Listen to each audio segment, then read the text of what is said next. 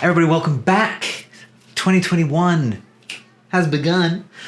What's good, guys? So welcome back to the channel. For those of you who are new here, my name is MC Mark Christian. For those of you who are new around here, my name is MC. This channel is all about filmmaking tips and tricks and videos that will help you become a better filmmaker. Today's video, I thought we'd start with something really simple.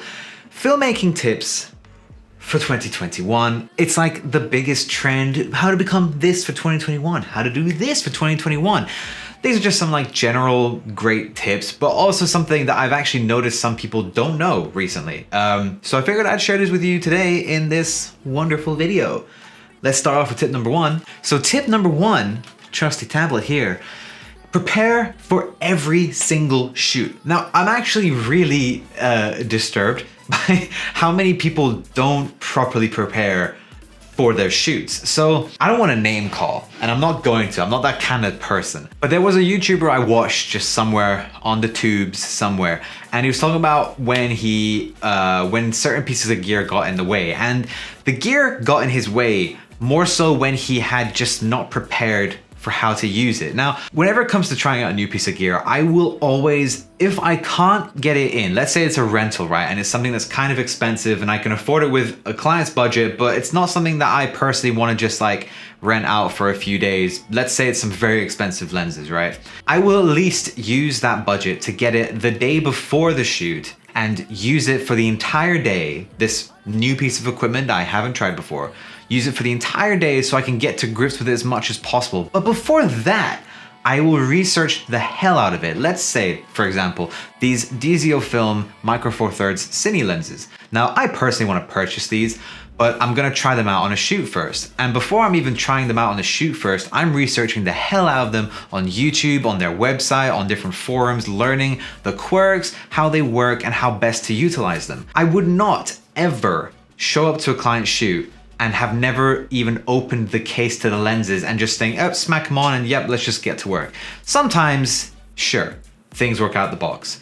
But really, ultimately, you need to prepare for your shoot by knowing how what you're using works. Now, there's actually more to this point than just being prepared with how to use your equipment, but I really wanted to touch on that because that video really bugged me. Because so much of that could have just been solved by just learning how to use something, but I digress. So another thing that a lot of, especially novice filmmakers will do is they will show up to a shoot and just think on the spot, let's get this, let's get that, what else can I get? I'll do this. Whilst sometimes it works out, and I will admit, when I was at the beginning, I did this too. You should always prepare for a shoot by knowing what you're gonna shoot and how the shoot is gonna like play out.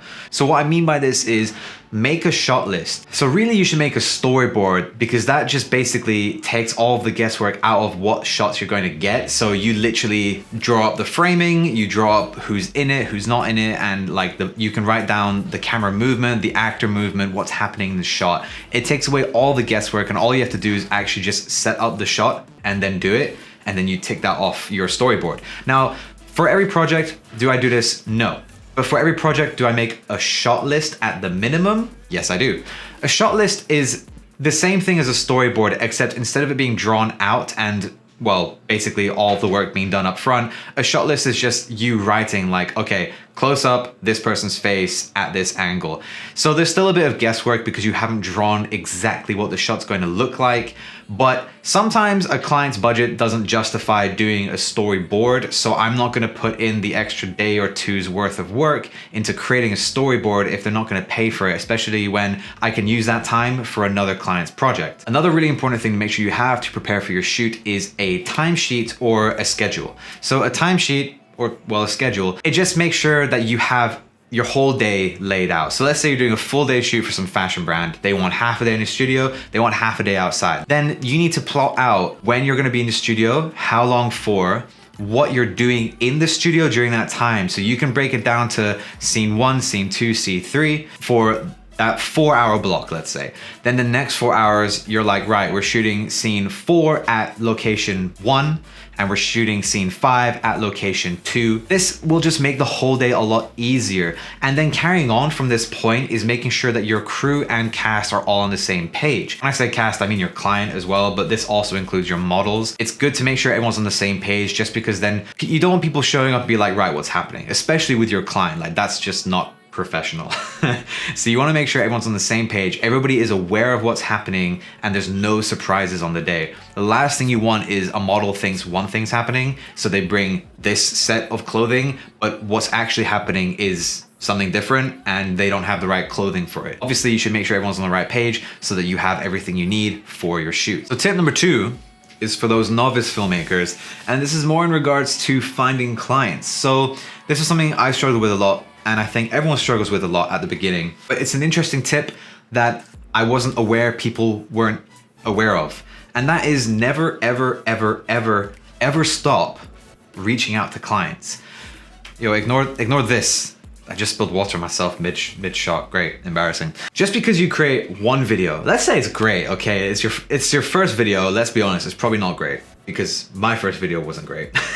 Most first people's videos are not great. But anyway, you create a video, it's good, right? You're really happy with it. And now you're wondering, well, why hasn't anyone messaged me about creating a video like this for them? That's because they don't know you made that video. This is the problem. A lot of people think I make a video, people are gonna start messaging me. Now, whilst when you're at a certain level, people do reach out to you. I have a lot of people reaching out to me, and that's cool. It's not a lot, but it's more than just the occasional one message a week. But to get to that level, I have messaged hundreds of people. Hundreds over the years, maybe even over 1,000 at this point. And the amount of responses I got, a tenth, 1% maybe. The problem is that a lot of people are afraid of rejection, and that's understandable. Everyone is, I was. But you have to get to a point where you don't really care if they get back to you or not. Obviously, you'll care because you want the money, maybe you need to pay rent, pay bills. If you're just starting out, you need to accept that people aren't gonna jump at the chance to work with you because they don't know who you are. Maybe your portfolio isn't that big yet, and they know that you're just starting out. But you need to be consistent with it. I, on the daily, reach out to at least 10 people, but it used to be a lot more than that. Nowadays, I've got a specific message that I took the time to craft and fine tune to where I almost always get a response if they see the message. So don't just message like one person and be like, right, cool, I'm gonna wait for them to respond, then maybe I'll message someone else. No, you need to message like 10, 20, 30, 50 people. I want you to max out how many people you can DM on Instagram. I want you to email at least 50 people a day, and then do this every single day. But here's the key, okay? I'm gonna give you guys a little bit of actually useful advice. Don't message them, hey, here's my name, here's my company, this is what I can do for you, here's all of our services. Typically we charge this and that, but it depends on what you want. Don't send a long email, because if someone opens a long email from someone they don't know, they're probably not gonna read it. Message them, tell them who you are, tell them a bit about what you can do for them, and then just ask for a phone call. Because when you have someone on the phone, they have to listen to what you say, and they have to answer you right away. Now, sometimes they may say, this sounds interesting, let me talk to my business partner. I'll get back to you. They will get back to you. You need to be patient. I have waited multiple days. It's fine, they get back to you. And now sometimes a client may say, I appreciate your time, but this is just not within our budget right now. Maybe they just don't need videography work at that point. That's fine. There's always another client on the phone. As for a phone call, that'd be my biggest tip. I know a lot of people may be afraid to like speak on the phone, a weird millennial Gen Z kind of thing, but because even I'm saying it because I was there too. Like, I did not want to talk to anyone on the phone. I wanted them to just be like, yep, we'll hire you, and just tell me that through WhatsApp. I would have loved that. The reality is, as a filmmaker, you need to be a social person. If you're not good with people, you're gonna struggle a lot to be a successful videographer, because half of what we do is sales. And you need to show people why they need you and how they're gonna benefit from working with you. If you can't convey that through words, you're not gonna get very far with this. And it's a skill that everyone needs to develop and work on. It takes time, but you can definitely do it. Tip number 3, build up your portfolio, and don't just build it up with like cool videos, but build it up with work that people would hire you to make. So I want you to really consider something for a moment, okay? I think everybody uses this company as an example, but let's say, right, the CEO of Nike wants you to shoot an ad for them, okay? Imaginary budget, imaginary location. You could be anywhere in the world, doesn't matter. Seriously, what would you make? Get a pen and paper. Start actually planning out a legit advertisement for Nike, one that they would pay you to make that. Seriously, what would you do? Because this is what you need to consider for the work you put out into the world. You can't just film your cousin's birthday, make a cool little cinematic B-roll sequence, and then put that on your portfolio as if clients are gonna hire you for that. You need to think, what are actual paying clients gonna pay me to make? Now, if you wanna go into filming birthdays, by all means, do that. That's an interesting, unexplored niche, I suppose. I don't know, I've never done that, have you? Comment below. But you need to really consider, what would clients hire me for? This is the kind of work I need to make. Now, obviously you may be thinking, well, how do I make that kind of work if no one's hiring me to make it? You need to make it in your own time, out of your own pocket, do it with some friends. Find a studio, come up with a concept, get some friends together. If it's for Nike, almost everyone I know has Nike shoes, or it doesn't have to be Nike, it can be Adidas or whatever, Puma. But just think about a concept for a brand and actually make that video for that brand. And once you've done that, send it to the brand. Now, will you get a response? I don't know. But if you make a good piece of work that you've actually thought through, prepared for, practiced for, done all the work for, and made a great piece of work, even though it's just one video to add to your portfolio, it's one great video to add to your portfolio, and someone will take notice of that, especially if you're reaching out to 30 people every single day. See how all these tips link? I know, I'm smart. Oh my God. Okay, tip number 4, bit of a sidestep away from all those tips that link together. So this one is investing in the right gear. Long story short, I spent 20K on a Red Scarlet W. I know, what? Stupid, I know. With that same money, I could have bought this many Astera Titan pixel tubes. I could have bought this many Aperture 300Ds Mark IIs. I could have bought, there was a lot of other things around the camera I could have invested in, but instead I blew a load of money into one camera. 2020 was a great year for camera releases. Like, that was the one good thing of last year. With so many great cameras out, it actually doesn't matter what camera you're using anymore because they're all so good. I'm using a Blackmagic Pocket Cinema Camera 4K. It is a 1,200 pound camera, but here's the thing. I'm focused more so on developing my lighting kit. Now, the light I'm using now, I can't go into details about, but I have this light. I've got another light that I'm purchasing, the Godox VL150. The video I made for it, it was on loan, but I'm actually gonna buy it from them because I really like that light. And I've got some other, like I've got some cheap RGB light over here. I don't like using it because it is not bright. It's not the best, like, color quality, but it's useful. And this is something that I'm actively working on. Like, every new light I purchase helps expand what I can do in terms of videos for my clients. On top of that though, I'm investing in new stands. Before, I was using these really cheap, like £20 stands, $20 stands you get off of Amazon, but recently I invested in a £70 stand, and it is way more solid, way more sturdy, and it can hold a much heavier payload, and it can go a lot higher, which means it's more useful for different things. So instead of investing in a camera, maybe you should invest in lighting or audio or stands and grips and things like that, or sandbags to secure your stands and your lights and stuff like that, or a really good tripod. Lenses, actually, holy shit, good lenses. Because the reality is,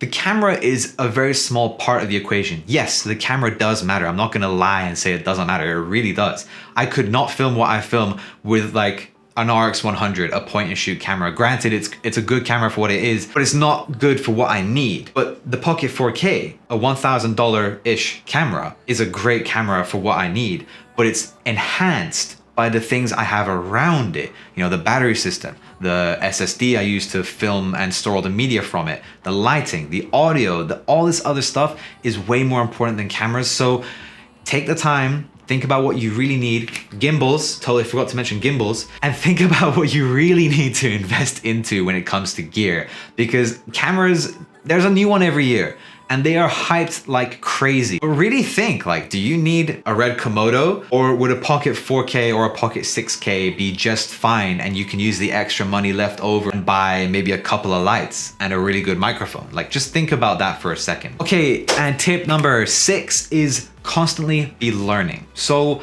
over my Yo, I'm old. I got into filmmaking when I was 16. So what, my 9 years of being into filmmaking and video, I have made sure to learn something new every single week. Now, it would be lying if it was every single day. I had a childhood, I had friends, I did other stuff on my days off or whatever, but I'm always learning is my point. Whether it be YouTubers or forums or even like Skillshare or something. I've only used that once, I don't know. Always be learning something new, because the reality is like, you don't know everything. And I definitely don't know everything. I know I don't know everything, because there are people who are better than me at what I do, and there are people who are better than you at what you do. But that's okay. That's just the way life is, because you're probably better at something that they're not. And same with me and whatever. Always be striving to learn something new, whether it be through YouTube tutorials and stuff like that. Learn new filmmaking techniques or new ways to move the camera. Maybe learn about a new piece of gear that allows you to do a new type of shot you've never even seen before. Analyze a film like Tenet, or a Batman film from the Christopher Nolan days, or Avatar, like, the blue people, not the really bad, like, bending film. Like, I love the show, but the film was a disgrace. Always be learning something new, because that is the only way you'll actually get better at what you're doing. Like, I love cameras, but I'm learning a lot more about lighting as I go. I love lighting, but I also want to make sure I'm really good with audio, because I know all of these things together are what create the best videos possible for, well, YouTube and also my client work. So if I'm constantly learning new things about these different areas in filmmaking, I'm constantly going to be making better and better videos as time goes by. And actually touching on learning, oh shit, here he goes, he's gonna sell you something. No, not yet. I am actually working on a course. So over my 9 years, I've cultivated a lot of, well, knowledge about filmmaking, and I like helping out people who are just starting, like, sharing tips and shit. Like, I don't like being the guy who's like, oh, I'm not gonna tell you anything, because then you'll steal my work. Like, there's enough work for everybody. So I decided to put a course together on Udemy. Now, it's not done yet. I just thought I'd tell you guys because it kind of relates to the last tip I just told you. But if you are a beginner, or like maybe you've been doing this for a little bit, but you're still unsure on some things, this course will be for you. It's basically for people who are just starting out or near the beginning. It talks about like how to use your camera, lighting and stuff like that. But I wanted to make the last chunk of it really, really useful, and something that I really struggled with. And for some reason, a lot of people just, I don't know, weren't really talking about. And that's how you get clients. Like, it's such a hush-hush subject sometimes that it annoys the hell out of me. I'm trying to make the course really affordable for the amount of knowledge I've put into it. It's also not going to be my only course. I'm going to make more like niched down courses on Udemy, but that's where it's going to be. When it's posted, I'll make a new video about it. I'm just letting you guys know I'm working on it. But yeah, that's it for the video, guys. I hope it was useful. I hope you learned something. Please actually do that exercise about like, what if Nike wanted you to film an ad for them? Please do that exercise. It'll be so useful. Send them to me on Instagram, links below, about the advertisements that you plan out. It'd be really interesting to see some of your ideas. No, I'm not gonna steal them. Nike have not asked me to shoot for them, and I don't think they will. At least not for a while. I don't know. Maybe I should work towards that. But yeah, I hope you guys enjoyed the video, had a lovely new year, had a good Christmas, and I'll see you guys in the next one. Peace.